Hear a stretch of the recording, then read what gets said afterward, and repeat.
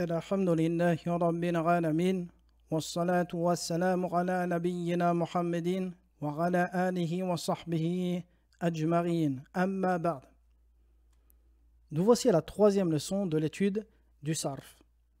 Dans la leçon précédente, on a étudié les awzan du verbe al-thulathi ala wazni fa'ala. On a vu certains cas, comment connaître les règles pour conjuguer ce verbe. Quand est-ce qu'il viendra à la wazni yaf'alu fil mudari ou yaf'ilu ou yaf'ulu. Très bien. Il nous reste maintenant à étudier les règles propres au masdar du verbe al-thulathi ala wazni fa'ala. Comme on l'a dit précédemment, les masdar sont de deux types. Qiyasi wa samari. Et le qiyasi, c'est le masdar sur lequel on pourra se baser. Une règle qu'on pourra appliquer lorsqu'on ignore le masdar du verbe et que les Arabes n'ont pas rapporté un autre masdar pour ce verbe qui contredit cette règle. Dans ce cas, on pourra utiliser cette règle. On a vu par exemple que pour les verbes ala wazni fa'ula, la base est que le masdar ou le qiyasi est fa'alatan ou fu'ulatan. Quant à el-waznu fa'ila, lorsque le verbe est lazim, eh bien le masdar el-qiyasi est fa'alan.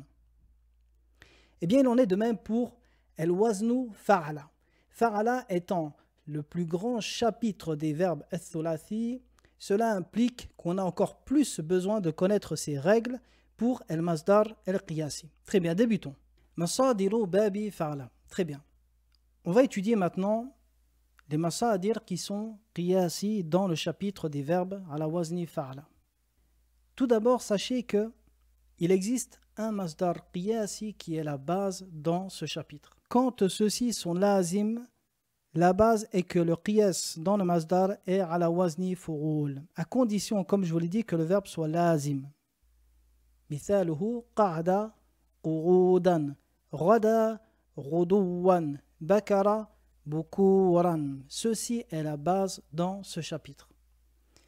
Donc nous disons المصدر القياسي لباب فعل اللازم فعول على وزن فعول.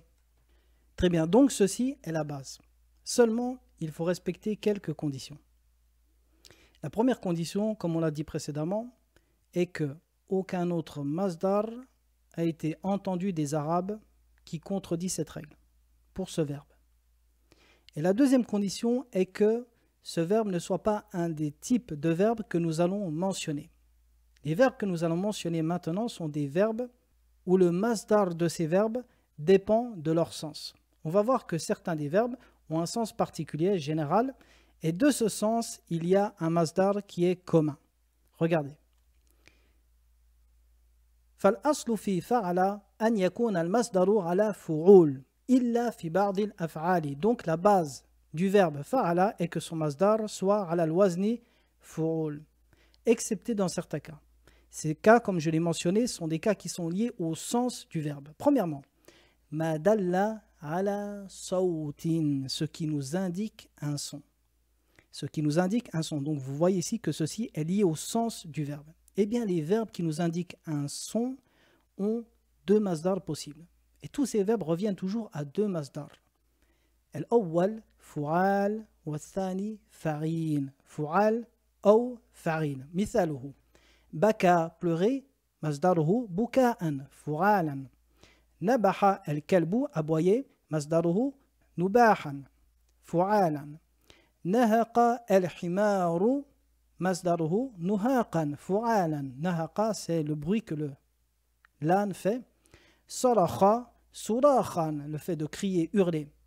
Azzati al-qidru azizan, le sifflement de la marmite. Anna al-maridu min al-alami aninan, gémir.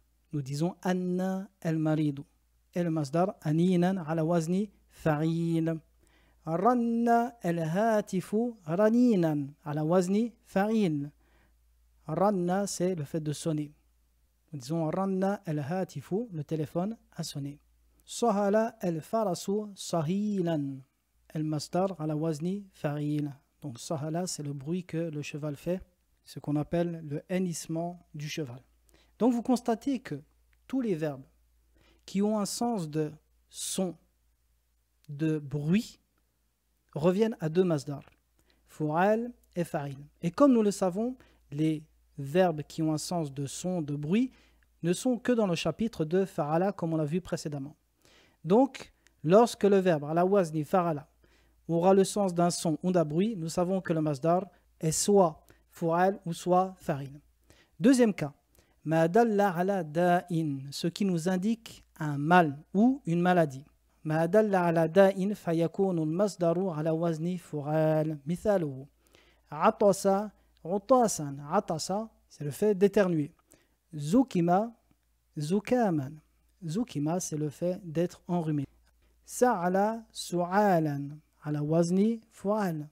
C'est le fait de tousser lorsqu'on est malade. Sudi'a zaydun suda'an. Avoir mal à la tête. Donc vous constatez ici que ces verbes nous indiquent tous un mal ou une maladie. Et tous les masdars reviennent toujours à la même wazn, fu'al. Troisième cas, ma dalla ala al-firar, ce qui nous indique la fuite, le fait de s'enfuir, de s'en aller. Ala wazni fi'al. Mithaluhu sharada al-hisanu shiradan. Lorsque le cheval se dérobe et s'en va. Et le verbe sharada s'emploie également beaucoup en métaphore. Par exemple, nous disons sharada dhihnuhu, il a la tête dans les nuages, comme si ses pensées s'étaient en aller. Donc sharada, c'est le fait de vagabonder, aller, partir, se promener. Farra firaran. Ala wazni fi'al. Farra, s'enfuir. Abaqa al-abdu ibaqan. Ala wazni fi'al. Abaqa al-abdu, c'est l'esclave qui s'est enfui. Et le masdar, ala wazni fi'alan ibaqan. Donc voici le troisième cas. Maintenant le quatrième cas. Quatrième masdar qu'on va exclure de cette règle. Ma dalla ala al-imtina'. L'imtina', c'est le fait de rejeter une chose, refuser une chose, avoir du dégoût pour une chose, avoir de la répulsion envers une chose. Par exemple, aba iba'an. Aba, le fait de refuser. Aba, on dit abaytu talab, j'ai refusé sa demande. Iba'an, ala wazni fi'al. Nafara nifaran, ala wazni fi'al. Nafara a le sens de s'enfuir ou alors avoir du dégoût pour une chose, de la répulsion envers une chose. Cinquièmement, cinquième type de verbe qu'on va exclure de cette règle, ma dalla ala as-sayr, ce qui nous indique un type de marche ou de déplacement ou encore de course ou de vitesse. Ma dalla ala sayr, donc son masdar est ala wazni fa'il. Mithaluhu rahala rahilan. Rahala, voyager, partir, déguerpir.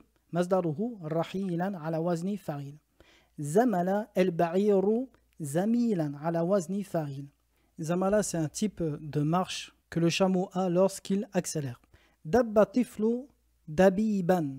Dabba tiflu, ici a le sens de ramper. On peut l'employer également pour une personne âgée lorsqu'elle marche à petits pas, avec beaucoup de difficultés. Donc nous disons Dabba tiflu dabiban ala wazni fa'ilan. Donc voici le cinquième type de verbe qu'on va exclure de la règle précédente, la règle générale pour les masdar ala wazni fa'ala. Quant au reste des verbes ala wazni fa'ala, eh bien le masdar qiyasi, comme on l'a dit, sera ala wazni fu'ul. On va exclure seulement ces 5 cas. Ce sont les plus importants. Il en existe d'autres, mais seulement en résumé, voici ceux qu'il faut absolument exclure de cette règle. Fa'idatun. Qiyasu masdar al-fi'li thulathi al-muta'addi fa'al. Très bien, jusqu'à présent, nous avons parlé seulement des verbes qui sont lazim. Le verbe ala wazni fa'ula, comme on le sait, n'existe que lazim. Ensuite, la majorité des verbes ala wazni fa'ila également sont lazim.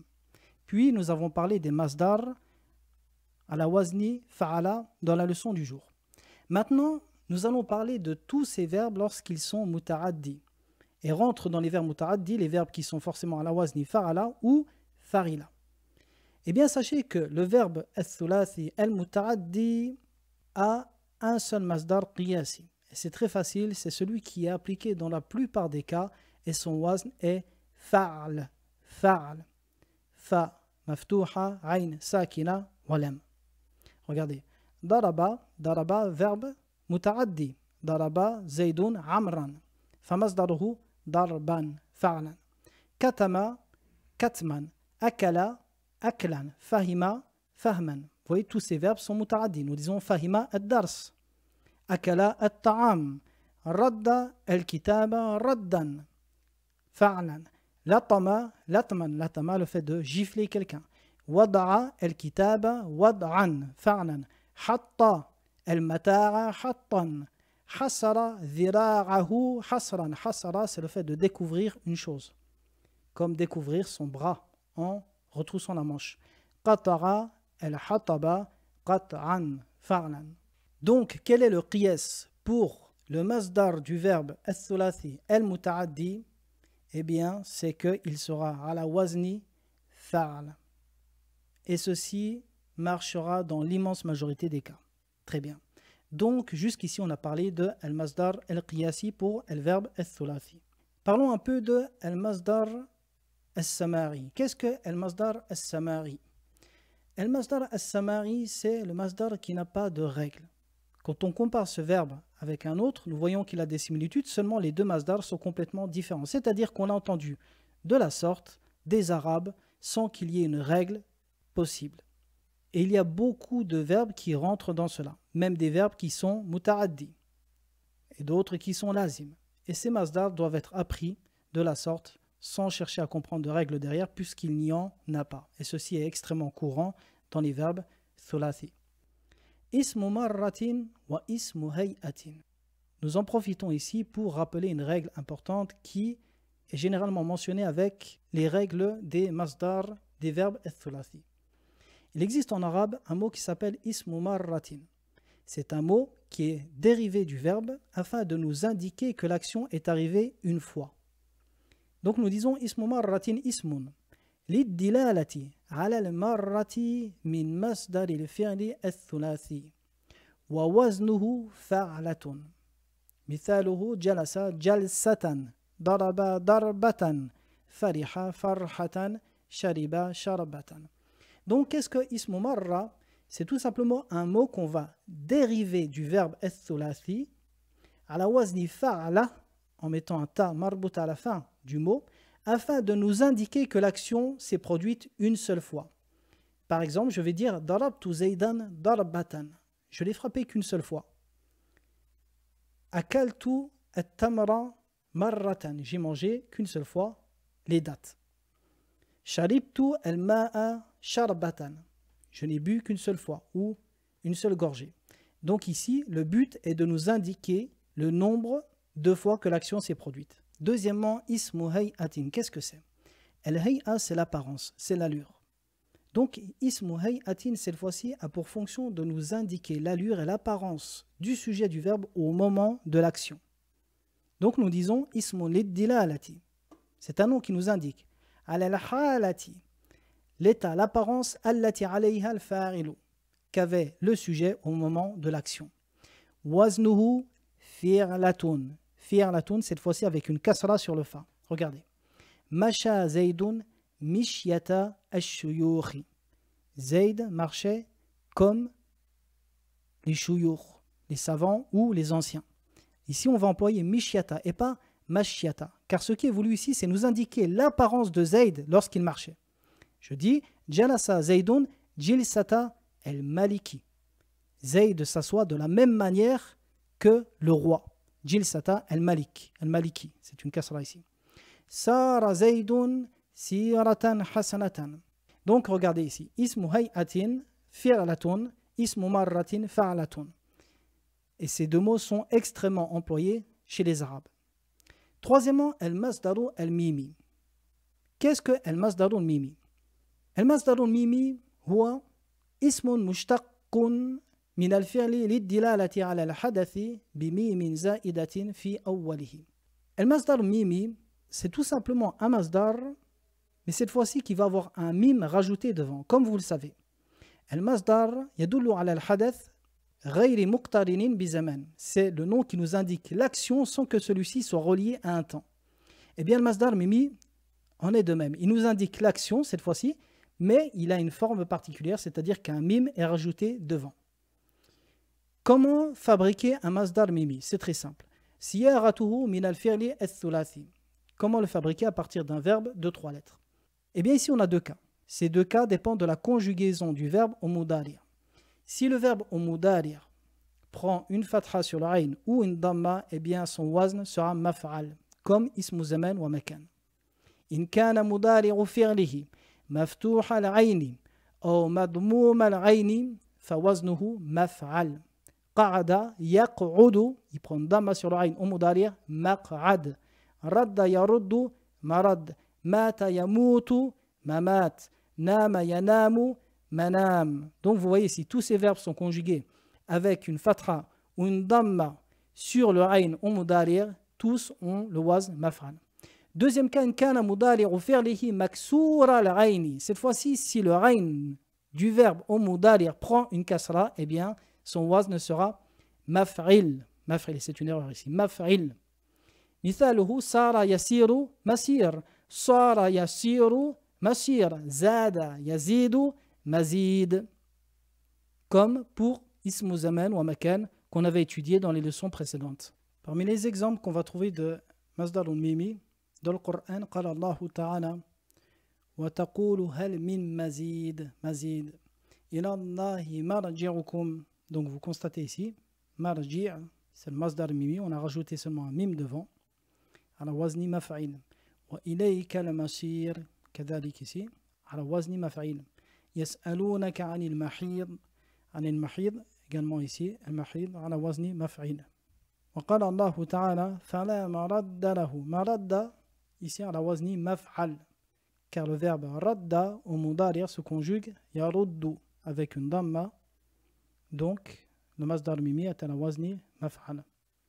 فإنه يتوب إلى الله متابا. متابا masdar mimi. إلى ربك يومئذ المساق. المساق المساق كذلك مصدر ميمي على وزن مفعل. قل إن صلاتي ونسكي ومحياي ومماتي لله رب العالمين. محيا ici محيا مصدر ميمي وممات كذلك. Et le ya ici c'est ya al-mutakallim. Mahyaaya, ma vie, ومماتي, ma mort. Très bien, donc ça c'est le masdar mimi et comment le fabriquer.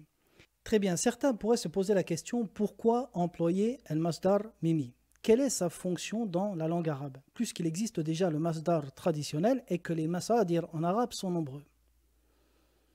Eh bien, sachez qu'il existe une règle simple et importante dans la langue arabe. Celle-ci stipule que ziyadatu fil mabna ziyadatun fil ma'na. Ziyadatu fil mabna ziyadatun fil ma'na.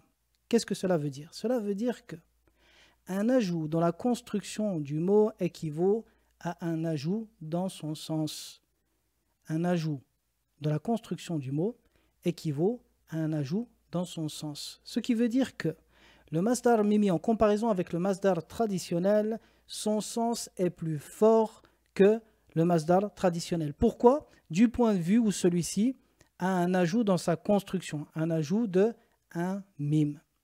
Et ceci est une règle générale pour les mots dans la langue arabe. Et voyez, constatez par vous-même le nombre de fois, le nombre de masdar mimi qui furent employés dans le Coran. فَلَا مَرَدَّ لَهُ إِلَى اللَّهِ مَتَابَ الْمَسَاقِ مَحْيَايَ وَمَمَاتِ. Tout ça pour accentuer le sens. Mais il existe également d'autres fonctions ou d'autres particularités de al-masdar mimi que vous verrez dans des livres plus poussés. طيب. سيارته من غير الفعل الثلاثي. Donc là, on a vu comment le construire à partir du verbe الثلاثي. Maintenant, du verbe الرباعي الخماسي السداسي. Comment construire al-masdar mimi? Eh bien, tout simplement, comme on a construit ismu zaman, ismu makan, ou alors ismu maf'ul du verbe qui n'est pas de 3 lettres, c'est-à-dire en prenant le verbe au mudari', en mettant un mime avec une dhamma et une fatra sur l'avant-dernière lettre, ce qui nous donne mustahsan pour istahsana, ou alors mukatab pour kataba, ou alors munqalab pour inqalaba, mazzaqa, cela donnera mumazzaq. Donc il suffit de prendre le verbe au mudari', de supprimer la lettre du mudari' et mettre un mime avec une dhamma et mettre une fatra sur l'avant-dernière lettre, comme nous l'avons vu dans les leçons précédentes pour ismul maf'ul, quand celui-ci n'est pas de 3 lettres, ou alors ismu zaman et ismu makan. Et on va revoir cela dans le chapitre propre au nom. Donc ici un récapitulatif de tous les masadir qiyasi que nous avons vus pour les verbes al-thulathi. Regardez. El-fi'l al-thulathi, donc soit il est lazim, soit il est muta'addi. Muta'addi, on va trouver seulement 2 wazn dedans. C'est fa'ila wa fa'ala. Pourquoi? Car fa'ula, tous les verbes sont lazim. Dans tous les cas, le wazn sera toujours fa'lan. Le masdar sera toujours fa'lan. D'accord? Que ce soit fa'ila ou fa'ala, à partir du moment où il est muta'addi. Maintenant, al-lazim. Ici, on a 3 wazn possibles. Fa'ula, fa'ila, fa'ala. Fa'ula, on a dit, il y a 2 masdar qiyasi qui sont fa'alatan wa fu'ulatan. Fa'ila, lorsqu'il est lazim, on a dit là-bas, c'est fa'alan. Ceci est le qiyasi. Très bien. Fa'ala, on a dit là-bas, c'est fu'ulan, excepté dans plusieurs cas. On a mentionné les cas et en résumant tous les types de masadir qui sont mentionnés dans ces cas, on en a 3. Fu'ala, fa'ilan, wa fi'alan. Fu'alan quand il s'agit d'une maladie ou alors d'un son. Fa'ilan quand il s'agit soit d'un type de marche, d'une allure, d'un type de course, de déplacement ou alors d'un son. Wa fi'alan, on a vu pour indiquer un verbe qui signifie le fait de fuir ou alors le refus d'une chose. Donc ça, c'est les 3 masdar qui sont exclus de cette règle de fu'ulan. Donc ici, vous avez le résumé de tous ces masadir. Et comme on l'a dit, c'est des masadir qui sont qiyasi. Après, il existe énormément de masadir qui sont samari. Par exemple, comme sakhata, son masdar est sukhtan. Qada, son masdar est qada'an. Kariha, kurhan, wa karahatan. Donc vous voyez qu'il y a beaucoup de masadir qui sortent de ces cas. Mais voilà, al-qiyasi nous aide beaucoup, surtout nous en tant que débutants. Et comme je vous l'ai dit, à partir du moment où il n'y a pas eu d'autres masadir entendus, vous pouvez vous baser sur cela. Voici la fin de la leçon. Dans la prochaine leçon, nous commencerons les verbes de 4 lettres, al-rubari. Je vous dis à très bientôt. Wa sallallahu ala nabiyyina Muhammadin wa ala alihi wa sahbihi wa sallam.